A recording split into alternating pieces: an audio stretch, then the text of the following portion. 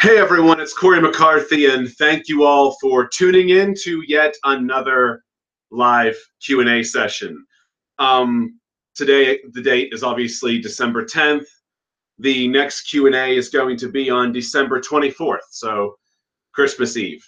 I try to do these, actually I think that is December 24th. Make sure I'm looking at the fucking calendar, right? Yeah, because I do these every Sunday. So it'll be December 24th, Sunday, December 24th. At noon. Now let me make sure everything's operating. Go to the page where the questions come in and make sure that you guys can actually fucking hear me this time, because you couldn't last time. Strikeforce says, hey Strikeforce, what's up?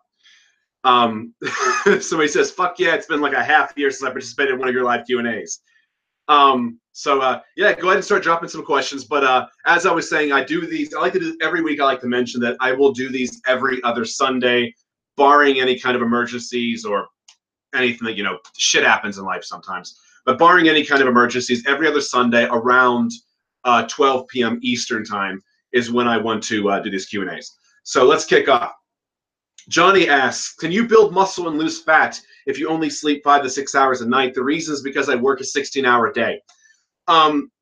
You can, but it's not optimal. Now, I'm going to be doing a video about sleep soon.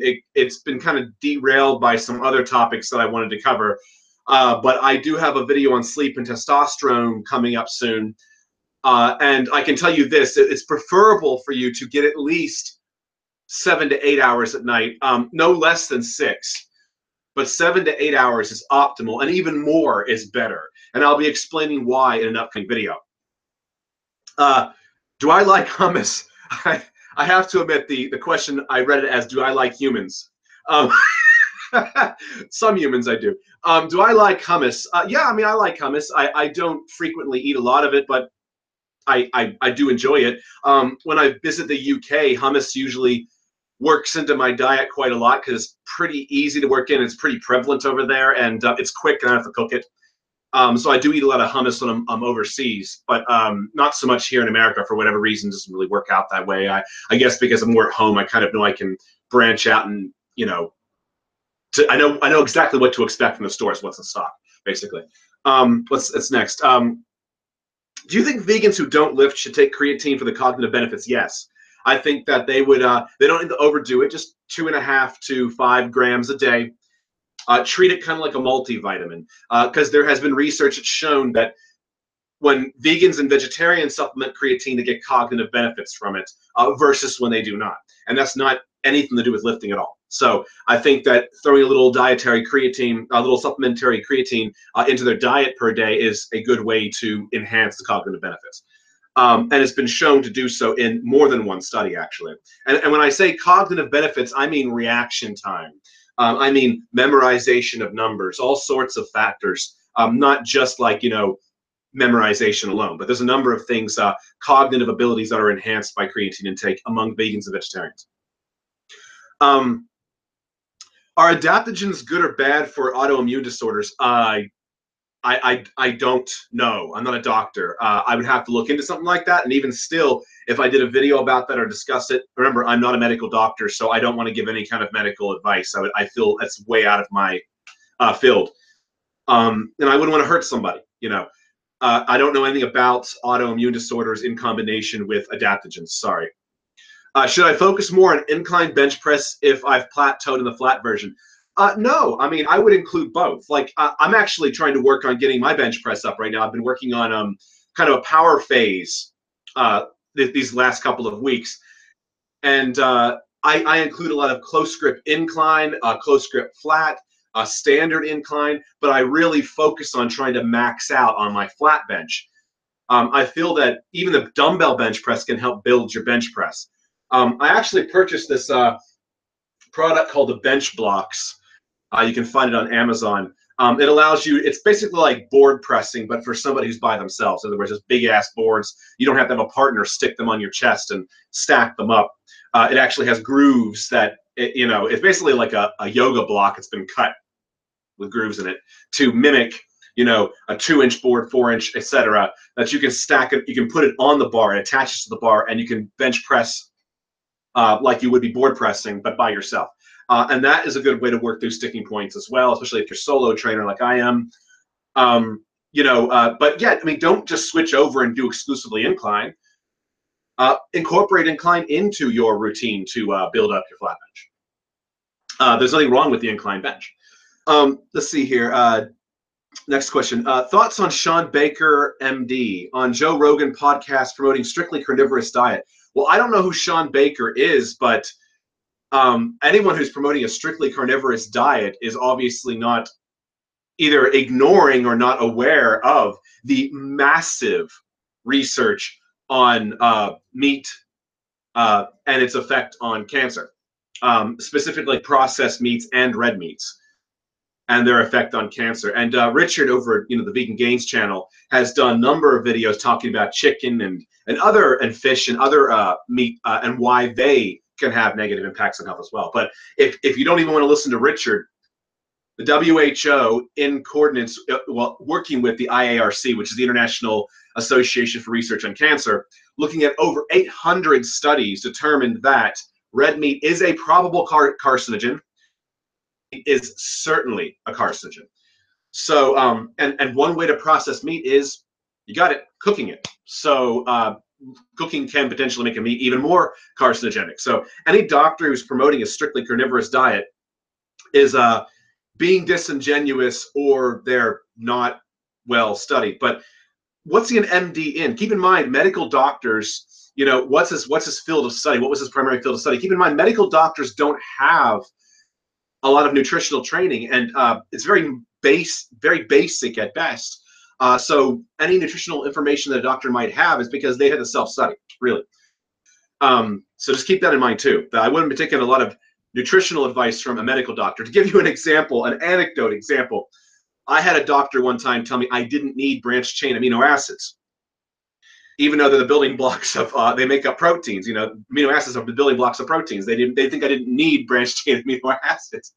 They're like, I don't even, literally his response was, I don't know what that is. You don't need it. So yeah, don't take nutritional advice from doctors necessarily, just because they're a doctor. Now, if they're well versed in nutrition, like by their own self-study, fine. But just because they have an MD title doesn't mean they're automatically going to understand nutrition. Just keep that in mind. Hi, Adobe on stubborn belly fat. I'm not sure what you mean by Adobe on stubborn belly fat, because they actually capitalized Adobe. I'm assuming that's probably a typo. When it comes to stubborn belly fat, to give you a quick answer on what you can do about it, because I'm assuming that's what you're probably asking about.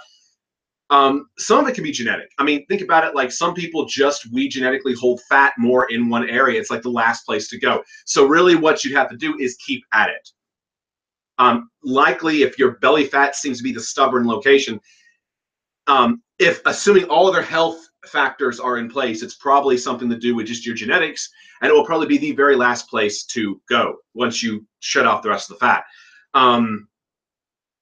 Now, if it's other factors like hormones, like high cortisol levels, high estrogen levels, you might want to get your hormone profile checked and see if there is some kind of a hormonal imbalance that could be causing you to maintain that fat in that region that you want to get rid of. But barring any health issues, it could just be a genetic thing. And especially with Europeans, it's commonplace, in Northern Europeans especially, to hold fat. It could just be the very last place to go, and you just got to stick it out. That's if you're trying to get completely ripped. But I'm a promoter of 12% body fat, just so, and everyone should probably know that by now. I believe the Golden One promotes are on the same range as well. But I'm a promoter of 12% body fat. It has been shown to be statistically what women find to be the most pleasing. It is enough protection for you if you get in a fight, so you have some guarding of your midsection. And it's high enough, it's low enough to look lean, but high enough to keep your hormones healthy. So, I think 12% is a great target for a guy who's not looking to compete, just wants to look really good and be optimized in their abilities and their function. So anyway, somebody says I'm a beast. I appreciate that. I am what I am. You can call me whatever you want, but I am what I am. What's my best lift of late? My best lift will always be, I think, my deadlift. I have really fucking long arms. I mean, I have my when I put my hands down to my side, you know, even given my height, my fingertips can touch my fucking knees. I have really long goddamn arms. And for that reason, it makes growing my arms a bitch. It also makes my bench press a bitch. It makes it the worst lift that I have. My overhead press probably secondary to that. But my bench press just feels like it's the worst fucking lift. Whereas my squat and deadlift feel like they keep going up, and I want my bench press to meet those. But bench is probably my fucking worst lift. It's embarrassing. But I'm working on it. You know, you can't. This is why I always tell people, don't compare yourself to others. You know, maybe use them as healthy competition, but don't compare yourself to others. Don't feel bad because person X, Y, or Z can do A, B, or C. Instead, look at them maybe for inspiration, but work with yourself. You are your own competition, really, when it comes down to it. Trying to improve yourself, because you're not going to be somebody else. You are genetically you. You're not genetically some other guy or woman in the gym, depending on what your gender is. So you shouldn't try to be that person. And that's the same thing. You can be inspired by a particular bodybuilder or a fitness model or a powerlifter or whatever, but understand that you aren't that person. So be inspired, but maybe, you know, draw inspiration, motivation from that person, but don't try to be that person. Be yourself. Be the best you can be yourself. Let's see here. This thing scrolled really goddamn fast. So am I a racial realist? I don't like bringing a lot of politics into this channel, and I've made, because it's a vegan channel, really. I sometimes bring it up only because I want people to realize that there are right-wing vegans, okay?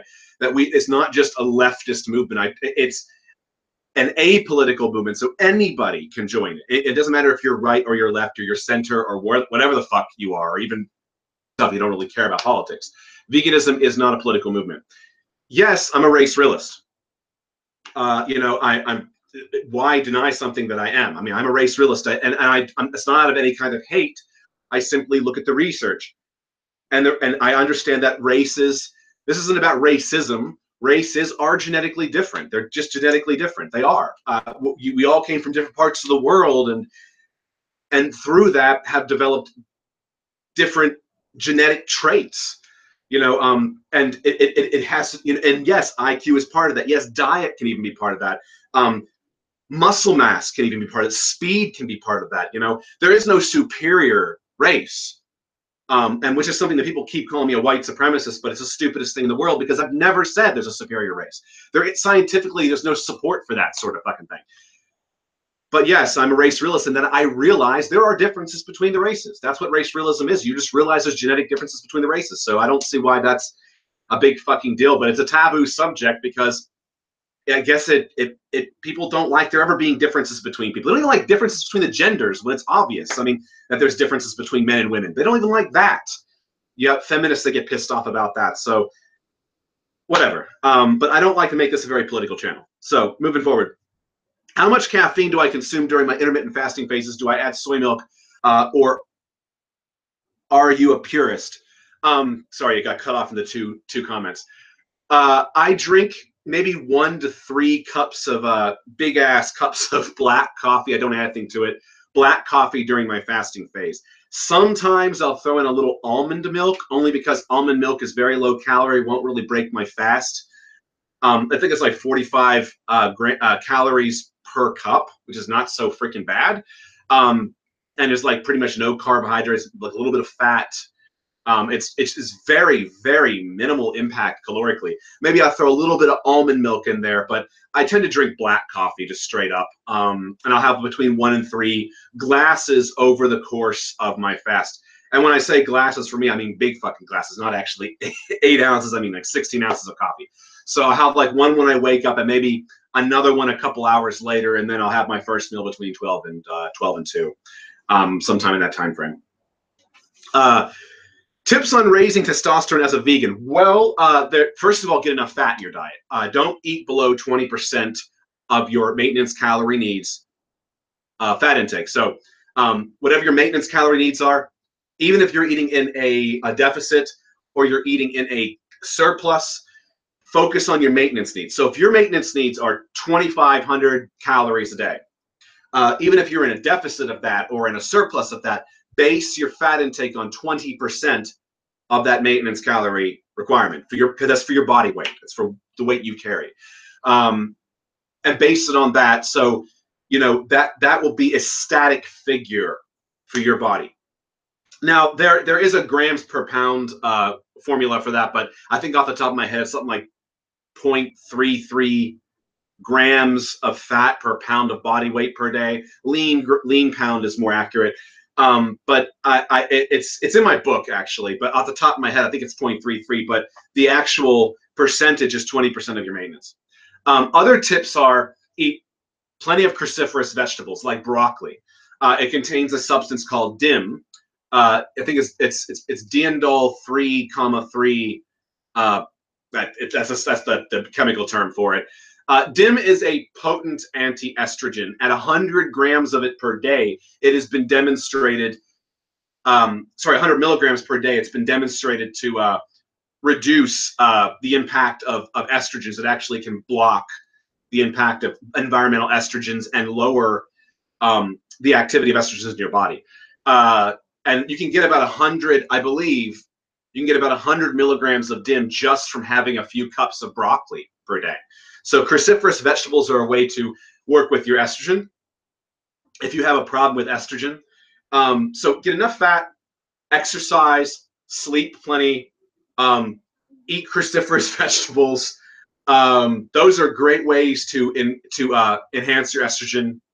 Enhance your testosterone and lower your estrogen and optimize yourself as a vegan, or as anybody for that matter, because anybody can follow those guidelines. But that's just biological what you can do. So those are some tips. Good vegan food that you don't need to spend time cooking.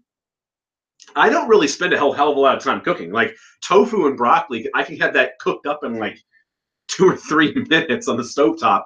Throw in a little bit of coconut oil and go, or even some cooking spray and go for it. Throw in some spices. It's real easy to cook. Hummus on bread is simple. Beans, you can just eat canned beans. A lot of times they're already pre-cooked.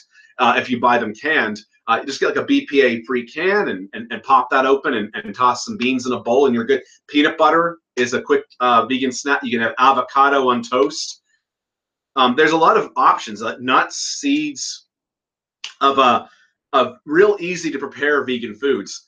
Raw vegans probably give you a lot of ideas, but I don't advocate a full raw diet. But raw vegans can give you a lot of ideas. But I think a lot of times those guys just eat a hell of a lot of fucking fruit. And veggies and things like that, just straight up. Anyway, moving forward. Thoughts on contact sports such as rugby. From a guy who's been involved in contact sports, I never played football besides recreationally. I never played it for a team or anything. And I played some soccer, and there's a little contact involved in that, but it's not like rugby or anything. But fighting, yeah, I did fighting. I like them, but there are risks, and I've talked about this on the channel before. The risks being head impact injuries. Like you need to take care for that. Now, training your neck, as I explained in a previous video called Unstoppable, have a look at that video. The thumbnail is Unstoppable. Can help you prevent concussions and prevent some of the negative impact from taking blows to the head. But it's also about anticipating what's happening, but strengthening your neck and being able to anticipate a blow and prepare for it when it's going to happen. It can go a long way. Protective helmets, I've actually been reading, cause more problems. So you might actually have more of a risk of damage, brain damage and concussion from wearing fucking protective gear than just taking the blow straight up, believe it or not. There are risks associated, but the way I look at things in life, it's this really. If you love something, if you enjoy doing something, maybe it's worth the risks a bit, but you have to think about that. That's a personal decision you have to make. I can't make that for you. But I don't regret fighting, despite the fact that I've probably done some damage, lasting damage to myself. I don't regret fighting. Do I play football? No. As I just mentioned, I played it recreationally before, but no, I've never played for a team. Somebody says fruit sucks. Okay. I don't think fruit. I think there's some great fruits out there. Like cherries are awesome. But hey, if you don't like fruit, make sure you're getting those particular minerals and vitamins somewhere else that are best obtained from fruit, like your vitamin C's, which are very common in a lot of fruits. So moving along, you say Garcinia cambogia is toxic. How about Coleus forscoli? There is research to show that that Garcinia cambogia is toxic. You know, and it doesn't really have any effect on fat loss. You know, it's been promoted, but it actually has lots of drawbacks as opposed to any kind of positive effect. It's just snake oil, really. Coleus forscoli has some minimal impact on fat loss. It has some minimal impact on testosterone levels in the optimization department. That's not going to give you steroid-like gains. But none of these herbs really are going to give you a drug-like effect necessarily. So don't expect miracles from any supplement, really. Even some of the big popular ones, like creatine, for instance. Some people get some results initially, especially, but that's because they're optimizing the amount of creatine in their body, and maybe they've never taken it before. And some people get no effect at all because they're just non-responders. But it's not going to be a drug-like effect from any of these supplements. So don't. A lot of new lifters come in, they see these like testosterone boosters and the promises they make, and they think, oh my God, I'm going to look like Phil Heath or something if I take this. It's not going to work like that. That's, you know, a lot of these really big fucking guys and even power lifters are on a buttload of gear. They're on a buttload of fucking gear. Just keep that in mind. It's not the supplements that they peddle that they're sponsored by. It's the fucking gear. Just saying it. Will Marcus ever go vegan? I don't think so. Marcus did do a 30, for everyone who doesn't know, Marcus is the golden one. We have a bit of a history together, online at least. And he did a 30-day vegan challenge and didn't notice any drawbacks from it. He was very open about that. We did we did an interview about this on my channel about a year or so ago. But I don't think he's ever going to go vegan. You know, in all this time, and I've been talking with Marcus since 2015. He hasn't gone fully vegan yet, so I don't think that's ever going to happen. But he's not bashing vegans either, and you know, he actually corrects people who think that, oh, being vegan makes you a beta, being vegan makes you weak. He's corrected that amongst his own viewership as well, who seem to think that if you don't eat animals, you know, or use animal products, you are weak and beta, etc., etc., etc. And at least he stands up against that. But I don't think he'll ever go vegan, unfortunately. But hey, maybe we'll be surprised. Who knows? But you know, he has to make that decision himself. Should we avoid supplemental vitamin E? It has links to prostate cancer, but tocopherols are found in all DHA supplements and multis. I mean, vitamin E it's an essential vitamin. We need it. You can get some of it from diet. I think you can get vitamin E in for instance, in avocados, if I'm not mistaken. But I mean, if you can get it from diet, I don't supplement vitamin E directly. If you can get it from diet, I mean, there might be a little bit in my multivitamin, but that's about it. But if you can get it from diet, that's the way to go, really, for anything, actually.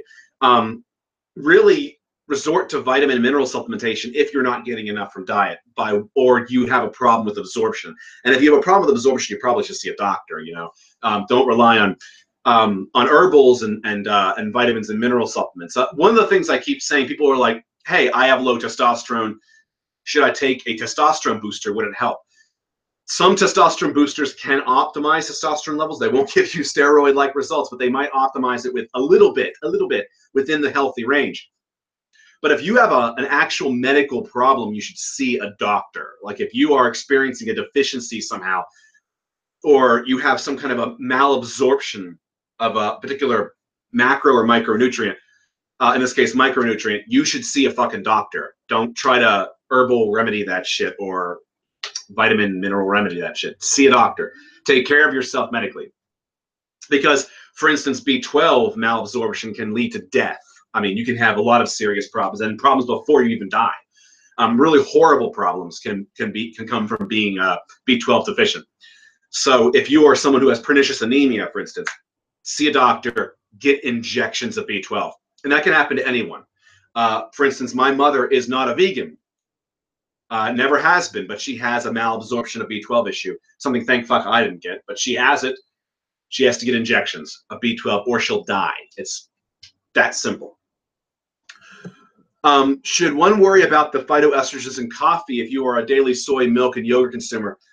No, in fact, I've actually kind of touched on this a little bit in my video to Paul Joseph Watson, the first one, that coffee has actually been shown to raise testosterone modestly. You know, it's not a steroid-like raise in men.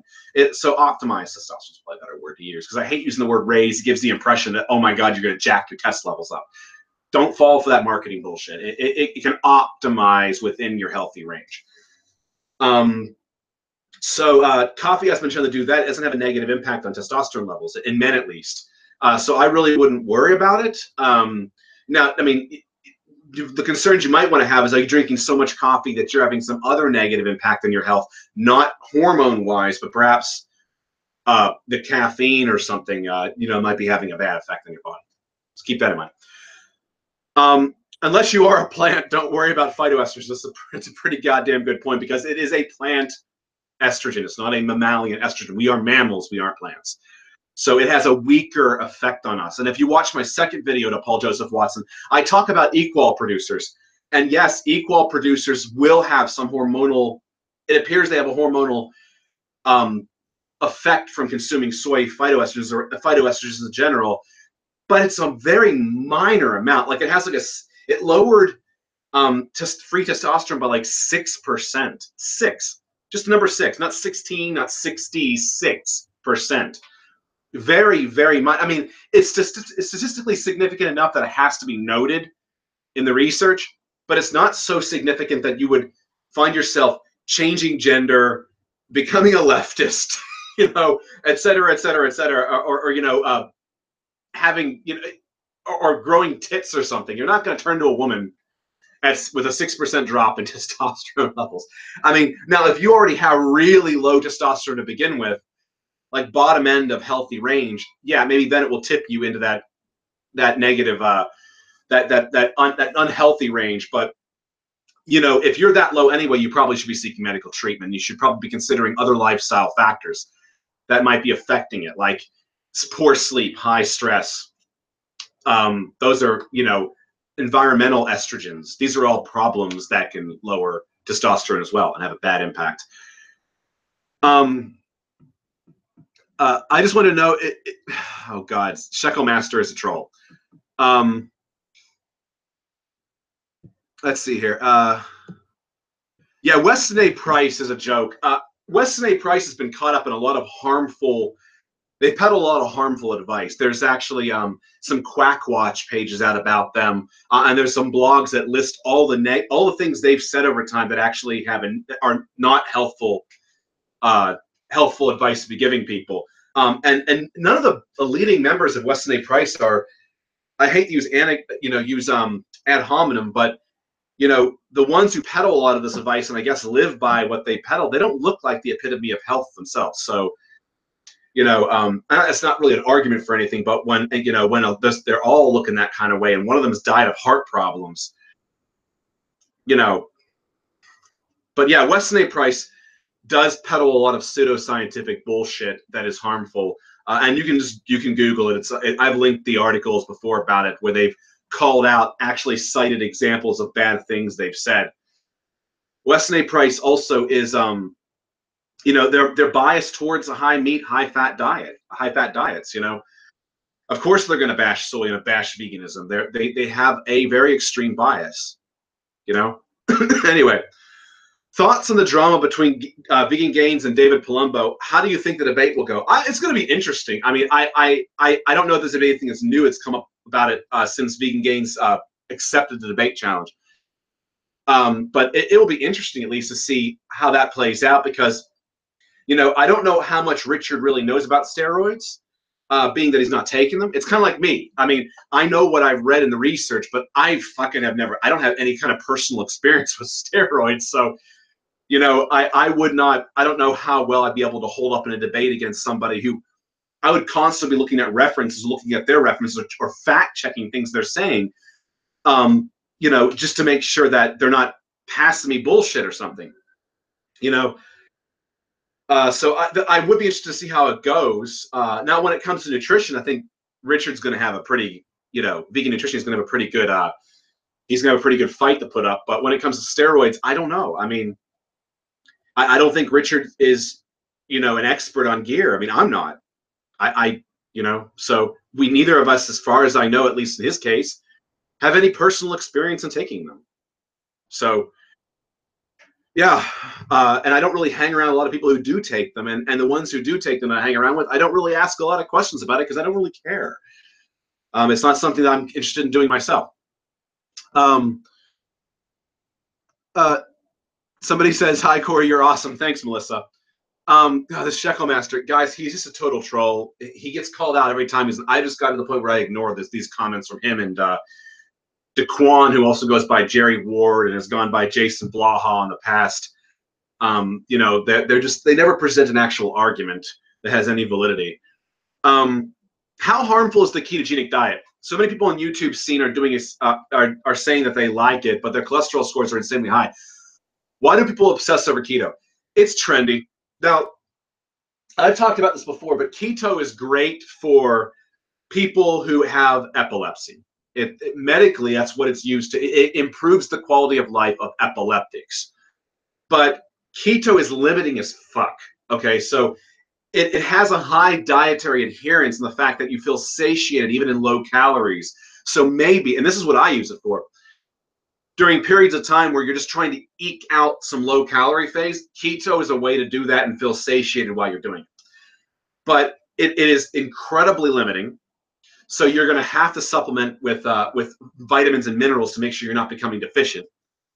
And if you're doing it with animal products, you do have a risk of raising your cholesterol pretty fucking high because you're relying on things like eggs, cheeses, dairy, and butter and things like that, which just contain so much cholesterol. And they've done research on vegan keto compared to an omnivorous diet. And the vegan version actually did lower cholesterol levels and actually lowered adipose tissue as well. Doesn't make it, still an optimal diet, but if you're going to go keto, at least go the vegan route. It's going to be better for your cholesterol levels overall. Although still too much coconut oil can, over time, can still raise your cholesterol because saturated fat intake. They've done research recently on that. That's come out showing that there is some impact from that as well. So I know that when I do it, I try to stick to things like avocados and other kinds of fat sources. There's fat in tofu as well, nuts and seeds, as opposed to a hell of a lot of oils. I try to limit that as much as I can.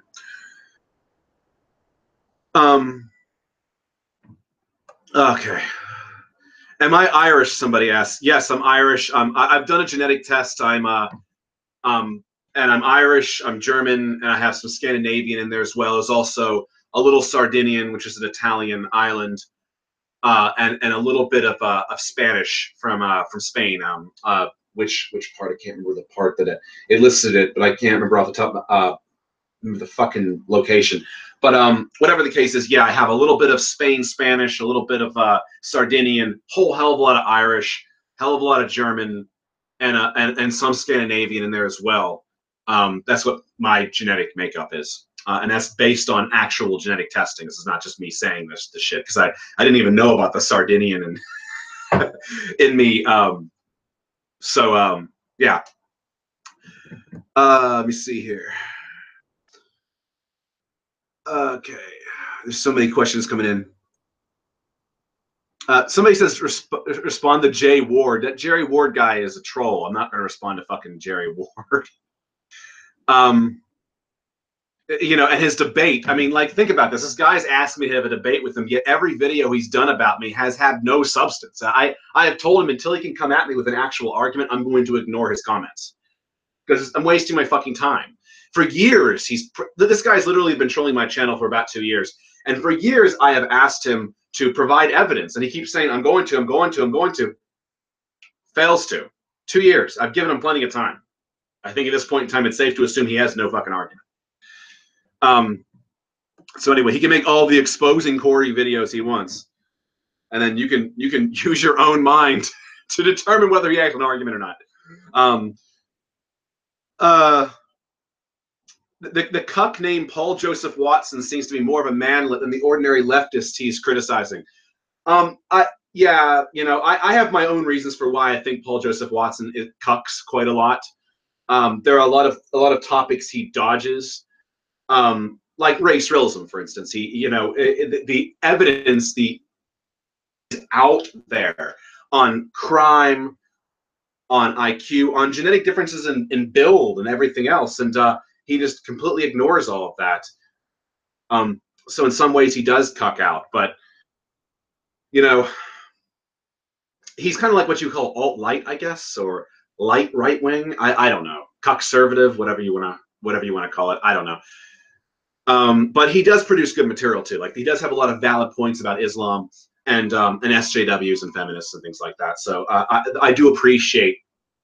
So I don't think all of his work is shit, but his soy video is horrid. Um, anyway, I've been lifting for a few months now, and my chest and back grow super fast without even trying, while I'm gaining size decently on my arms. Continues. I'm trying to see where it continues. They still look too thin compared to the rest of my body. Okay. Should I focus on arm workouts only where my back and chest eventually slow down their growth and my arms will catch up? Okay. Okay. This is a problem I have. My chest and back grow really fucking fast, like insanely fucking fast. Whereas my arms and my delts don't. They don't grow as fast. So my advice would be, if you're finding your arms are lagging behind and you've been training enough that you are noticing this, like, you build a good base first, build a solid base first before you make some intermediate and advanced decisions in your training routine. You might consider hitting up arms twice a week, like directly twice a week. Now you're going to get some arm work obviously from chest and back, but hitting up direct arms twice a week might help you. So maybe, you know, you'll limit chest and back to once a week, and you'll hit arms up and focus on more isolation movements for the arms, not like, you know, try to avoid things like chin-ups, try to avoid things like close grip bench press, which will involve your chest and back more. Maybe do more things like push downs, curls, you know, but big barbell curls, and you know, push downs would be a good one too. Rope push downs, V-bar push downs. You know, work on things like that. And if you find your arms are really skinny, work on developing your brachialis and your brachioradialis. It's a little knot of muscle. The brachioradialis is right in here between the triceps and the biceps. By building that up, it actually can make your biceps and triceps look bigger, because it kind of pushes them out a bit, and it kind of expands them on the side. It gives a little knot of muscle you'll see on the side. So hammer curls, Zotman curls, reverse curls, fat grip training with reverse curls and hammer curls can help to make your forearms thicker and nastier looking. And do that a couple times a week, you know, separated by at least a couple days. So like maybe a Monday and a Friday or something, if you want to throw in some arm work. And vary up your exercise choices. Maybe one day go a little heavier, maybe one day go for more of a pump. And see how that helps you. But make sure you're eating enough and you're getting plenty of sleep. I know that when I was having problems with my back, actual problems, like I went in for physical therapy because I had been hunched over a lot on my computer for years and years and years to develop upper cross syndrome. And my doctor told me, while we're treating it, just train back twice a week, cut back on chest to once a week. And he was my physical therapist. Told me to do that. So I did that, and that actually helped. And now I do pull-ups every day. Just a real quick set of pull-ups, nothing that's going to tax me too much, every day, just to keep my back, you know, stimulated. And try to keep helping my posture. And I'm always trying to stay aware of my posture. So do the same thing with arms. Really focus if your arms are weak. But build a good foundation first. You know, get that first before you make decisions to do something advanced, like adjusting to a certain kind of split. Let's see here. Moving along.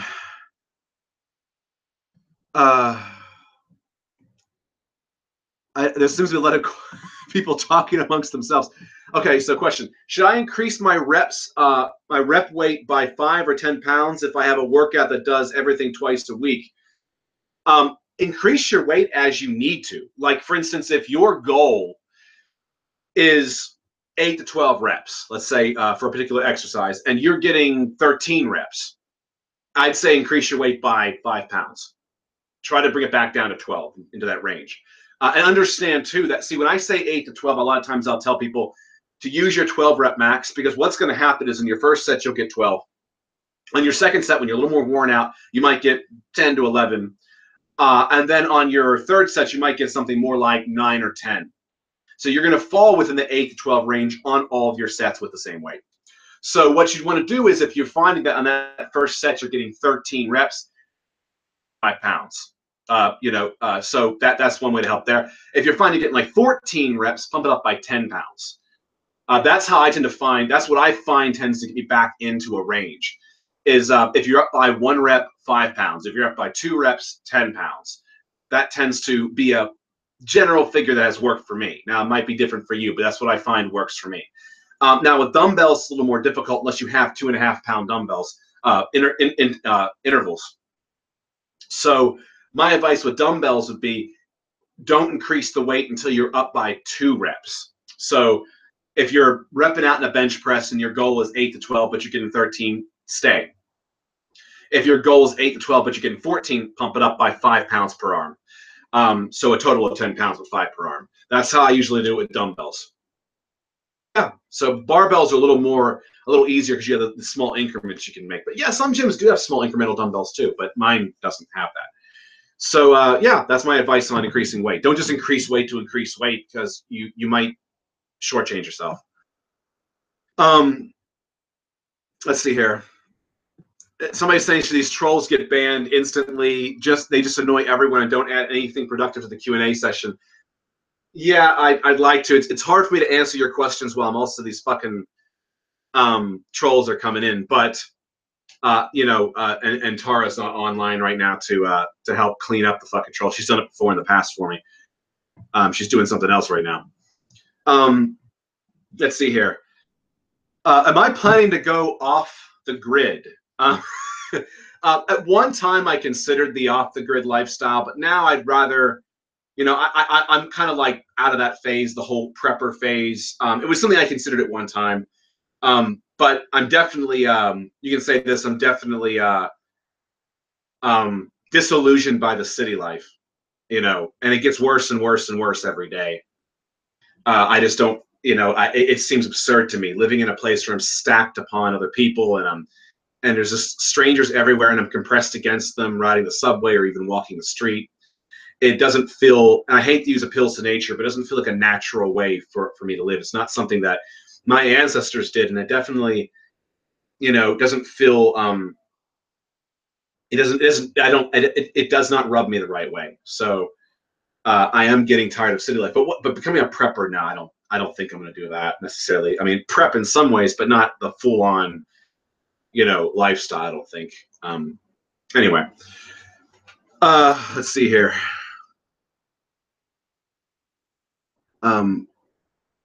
Oh, looks like Tara is taking care of messages. She just jumped on. She must have heard me. What do I think about taking back the word soy boy and turning it into our own? It's not going away, so we may as well ruin it for them. You know what? Just ignore it. Just ignore it. It's stupid. It has no basis in reality. We've called it out. It makes them look unscientific.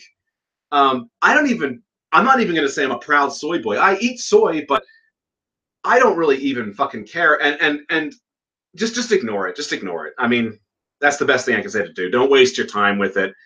If you want to try to take it back, whatever, that's your thing, but I'm just ignoring it at this point in time. I mean, I get so many comments now on all my videos since the Paul Joseph Watts thing saying soy boy confirmed. So what? I just fucking ignore it. I don't really care. It's like I probably lift more than these guys. Most of these guys don't even look like they fucking lift. I'm just going to focus on myself, guys. And I suggest you do the same thing too. Let your body, let your health, let your actions speak louder than these fucking names they're going to throw at you. That's my advice. So anyway, let's see here. Yeah, looks like Tara's cleaning up the feed. Oh god, it's just people talking about this whole fucking thing. Anyway, moving along, trying to find some kind of fucking question. Sometimes I experience a sudden burst of energy. This is coming from Giorgio. During my workouts, for instance, I can suddenly do more reps in the last set of an exercise despite feeling already limited. Thoughts on this? In my opinion, just bear in mind this is my opinion, it could be you suddenly have confidence on the set. I've had that happen before too. I've had it happen when I had a sudden spotter come over. Like I actually would call for a spotter because I'm trying a new weight or something, just to be safe. And I'll have a situation where maybe I got like 2 or 3 reps with a lower weight, then suddenly I'm able to get 3 or 4 reps with a slightly higher weight. And it's just really a boost of confidence. It meant that I probably could have gotten more reps with that slightly lower weight. But sometimes that burst of confidence can just come out of you, out of nowhere. Maybe you mentally prepped yourself up. Maybe you have somebody nearby who's watching, like an attractive girl or a friend. So there's that performance aspect coming in. That does affect men. But, people want to joke that having a hot girl nearby makes you lift more. It's funny to think that, but it's true. I can tell you it's definitely true. When I've trained at the gym with women around, or with women specifically there with me, I definitely perform better. It's just, and they've shown that even with buddies amongst your guy friends, there's that competitive aspect. You might actually eke out. You might be surprised how many more reps you'll get just because you have that competitive atmosphere going on around you. So there is something to be said about training with partners. And confidence can do a whole hell of a lot. It might get you that extra rep that you might not have felt able to get before. That would be my best theory for that. Let's see here. Why does my bench press suck dick? I'm not going to even make a jokey comment about this. I'm just going to take it as a serious question. Why does my bench press suck dick? It could be a number of reasons. It could be the length of your arms, your leverage. It could be you don't train it enough. It could be weak triceps. It could be a weak chest, weak front delts. It could be a number of things, really. My best advice is to train all the individual components as well. Make sure you get some triceps work in. Make sure you get some other accessory chest work in. Make sure you get front delt work in. You work your delts in general. And make sure you train your bench enough. That's my best advice. And it will come up. But if it's a leverage issue, understand you might never get quite the bench press that if you're a taller guy, a shorter dude might have, or a guy with shorter arms might get. I mean, those guys can rep out more with heavier weight than guys who are taller with longer, or just guys with longer arms. It's just going to happen. That's why you can't compare yourself to somebody else. And also you don't know if they're on drugs too, which can affect their strength as well. So why does your bench press suck? It could be a number of reasons, but really work on it. If you think it sucks, really focus on it. Prioritize it. Try to improve it. That's what I'm actually doing with my bench right now. I have a friend who kind of motivated me online, who's getting his bench up. He's getting some wild numbers on his bench, and he's a natural guy. And it just motivated me. It made me think, I'm just going to fucking work on my bench more. I want to get my bench up. I'll probably never have those kinds of numbers, but I'd like to work on my bench more just for myself. And it's definitely, it has, you feel fulfilled as your numbers rise, especially when it's something you've struggled with. You just feel fulfillment. But yeah, just work on it. That's my best advice. Something I'm finding helps is to max out. I don't really like doing maxing before, but maybe once a week testing my 97% of my 1 rep max, a la West Side kind of style. I find that that's helped quite a bit because you can gain strength faster with lower reps. And then I find that my 5x5 work gets higher as well. Just by throwing in just a random test of my 1 rep max later in the week has actually improved my 5x5. That's just my personal experience. Let's see here.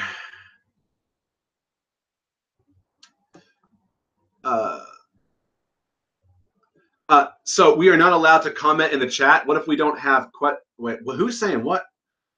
I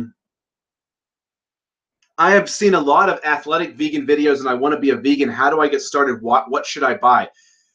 just replace non-vegan foods with vegan foods. It's just really that simple. I mean, the big thing is, if you have been athletic before, so let's say you already have a sense of diet, okay? Just make sure you're getting the macros that have worked for you in the past from vegan foods. People really overcomplicate it. I get bodybuilders who have been non-vegan bodybuilders who are like, oh, what should I eat? What should I eat? Get the protein, the carbs, and the fat just from plant sources. Whatever you were eating before that was working for you, the amounts of macros you were eating before, the calories and everything, get them from plant sources instead. Don't wing it. Get it from plant sources. Ensure you're getting enough calories, you're getting enough protein, you're getting enough fats and everything, but from plant sources. That is my best advice. And that will help you build muscle as a vegan. There's really no magic to it. There's no magic. Meat doesn't have any magical properties. It's just, in the case of meat, it's fat and protein, and of course calories. That's really it, There's no magic. Just make sure you're getting fat, protein, and carbohydrates and calories from plant foods. Really pretty simple. Healthful things though. Don't go buying shitty junk food or a lot of processed foods. Try to get as much from whole foods, natural whole foods as you possibly can, like grains, and soy products are good if you don't have an allergy. Gluten products are fine if you don't have an allergy. Beans, nuts and seeds, and avocados and other veggies and fruits. Just get your macros from these foods as opposed to from animal products. It's as simple as that, really. And eat what you enjoy, because there's plenty of vegan options to pick from. So somebody says, so we are not allowed to comment in the chat. What if we don't have a question? Are we not allowed to comment in the chat? What if we don't have a question? I don't understand what this person's asking. You can comment in the chat all you want. Tara is in right now cleaning up some of the trolling. I'm not even seeing these questions because she's cleaning it up. What do I think about Varg Vikernes? He talked about veganism a while ago. If you search Varg Vikernes in my videos, you'll find 3 videos in response to Varg directly where I call out his bullshit.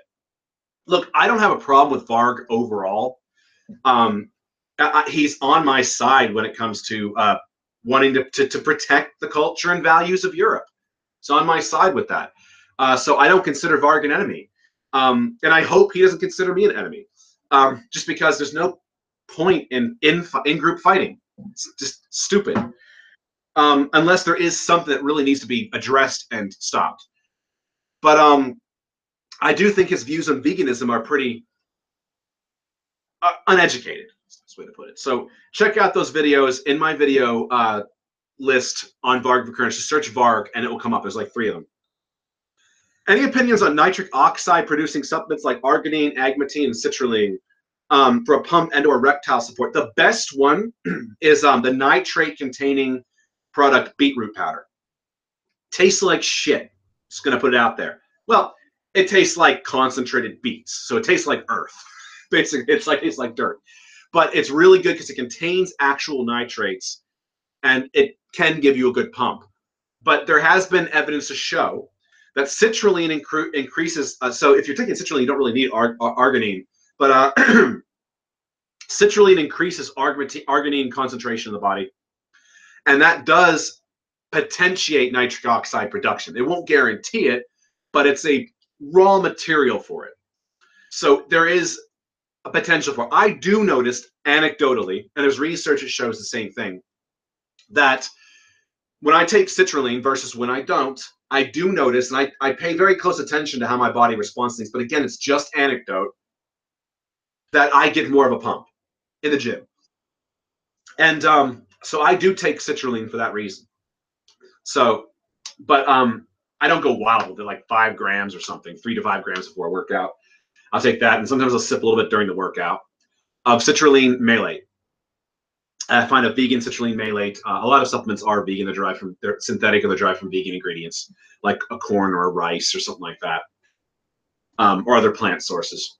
But yeah, beetroot powder is fucking awesome.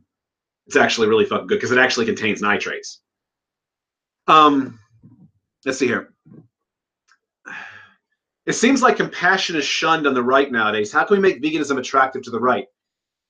I think by having more people in veganism who, I think one of the damaging things, and this is what I'm trying to do differently, is I think that people associate veganism with leftists. They associate it with social justice warriors, with insane intersectionalists, with insane feminists, etc. And they don't see it as the apolitical movement that it is, but rather they associate it with the majority, the loud majority at that. I think that as more nationalist, right-wing, conservative, traditionalist vegans appear, and that sounds a bit like an oxymoron, traditionalist vegan, but as I've said before, some traditions are fine. Some traditions aren't so good, and I think do need to be adjusted and worked on, because we shouldn't be so traditional to the point that we're blind from some degree of progress. We need to be able to progress scientifically, medically, technologically, etc. So otherwise we'd be stuck in the Stone Ages. And so I do think that some degree of progress is obviously necessary, but some things that work, that are traditional, like the core healthy family unit, I think that there's something to be said about keeping those intact. Not this fuck everything Tinder kind of lifestyle out there. This just, and I think cities are a bad influence too on that too, because it makes it so accessible and glamorizes that sort of thing.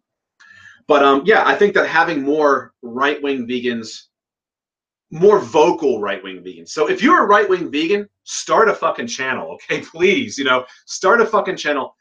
Talk about your political views, as well as talk about veganism and your life as a vegan, maybe your life as a right-wing vegan. I think the more voices we have on the right in veganism, or at least voices on the right that also admit to being vegan openly, I think that more attractive it will be, because the science, the logic, it's all there. That's my take on that. Anyway, maybe you can join the upcoming Vegan Gains debate. I would be happy to join any debate with Richard, if he wants me in the debate. And I think I've mentioned this to him before, and I told Isaac of Ask Yourself the same thing. If any of them want me on, let's say there's a debate happening like they did with Romy Millennial, where I think Richard and Isaac joined forces to take him on Romy Millennial, and somebody she brought on as well. I would be happy to do that. All they have to do is reach out to me. I'm happy to do a live debate. I don't mind live debating. I'd be happy for that. So if there is something they think I would fit well with, and I would be able to be a good member of the debate team, I'd be happy to join. But I'm not just going to impose myself on it either. So if the invitation comes, I'm there for it. And I know Richard watches my Q&A sometimes, so he's probably hearing this, and I've told him this before. And Isaac knows it too. So if ever they want me on their team for a debate, I'm good. I'm down. Of course, schedules allowing, obviously, too. That's a big thing. Let's see here. Somebody says, hey, from Lithuania. What's up? Mattis says that. Do I know the Golden One? Somebody asks. I know the Golden One online. I talk with the Golden One privately online. He is friends with my fiance. I've never met him personally. I'd love to. We're friends. We're on the same side. I'm just a vegan and he's not. But we are on the same side politically and socially. That's all I can say about that. What's the optimal calorie deficit for maximum fat loss without losing muscle? 20% has been shown to be fine. 40% works too, but that's kind of starvation at that point in time. But 40% has also been shown in research to work as long as protein is higher. So if you're going to drop your calories down 40%, bust the protein up to literally around 1.5 grams per pound. It's the only time I really advocate that high protein is when you're in a severe deficit. So bust your protein up to about 1.5 grams per pound if you're going to lower your calories down to 40%. But I don't see why you want to do that unless you have a serious short timetable to get to a certain end, and you need to have really low calories to get there, and you're willing to suffer for a short term to make it so. then maybe do that. But if you're in it for the long haul, let's say you're starting in like January, you want to cut down for the beach in July, 20% calorie deficit's perfectly fine. 20% with regular, about a gram per pound of body weight for protein. That's fine.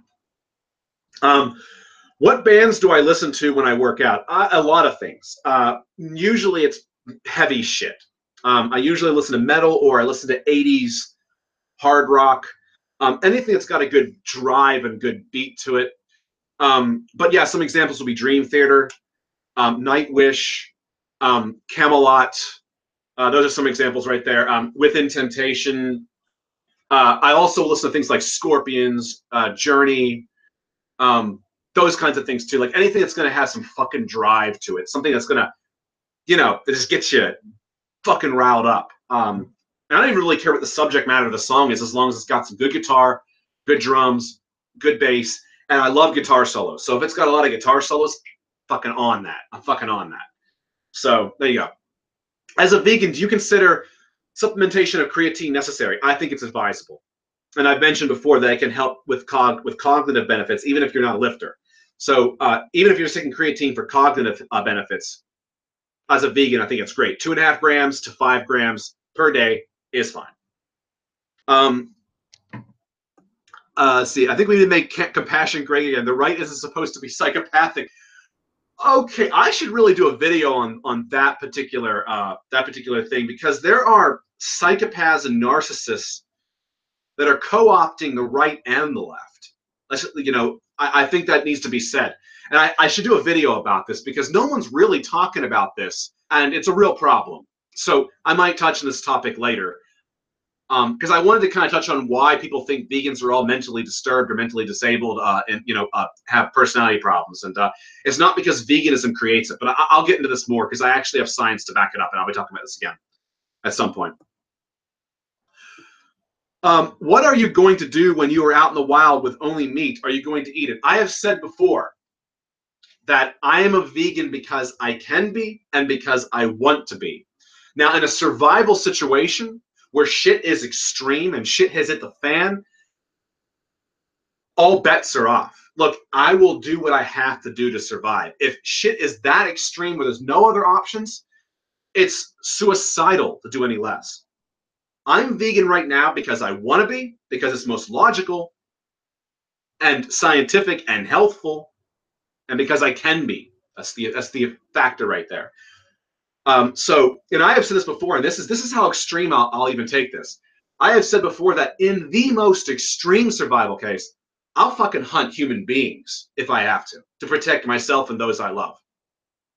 That's how I look, and that's the fact of it right there.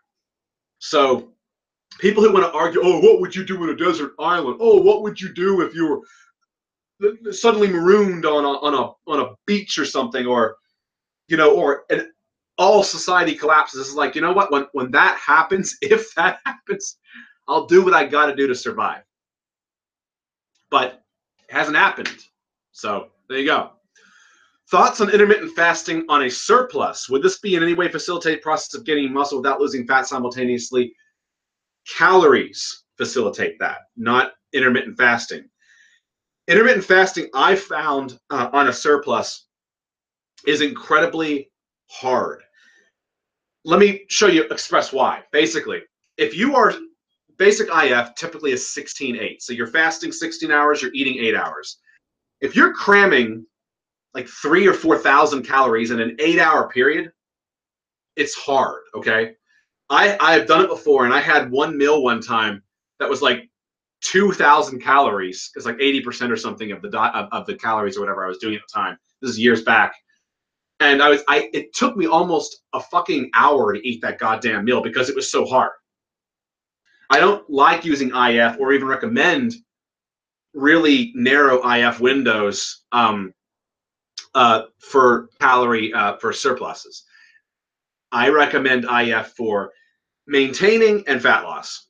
That's really what I recommend, because it is very helpful, and it can also help you stick to a low calorie diet. It can. I'm going to take one more question here, because I got some things I got to run and do today, and we're already past about the hour point. So let me see if I can find. I'm going to see if I can find something here. Why are powerlifters and strongmen generally fat? Is it necessary for optimal strength to be fat? Well, you can lift more, that you have more cushion on your joints, really. I think that's why a lot of them do it. You know, that they feel stronger. And I think from a stability perspective, they feel stronger as well. And there's by virtue of eating more calories. They're not looking to be aesthetic. They're looking to be strong as fuck. And they, I guess, just feel like they're able to compete better with that weight on them. Now, some of them will adjust their weight to fit a certain weight class. They'll cut down or they'll gain to get into a certain weight class.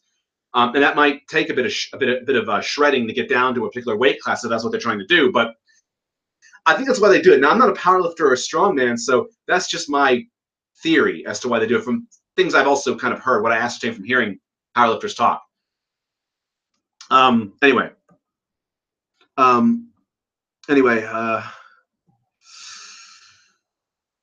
me do one more question. I'm just randomly trying to pick one here.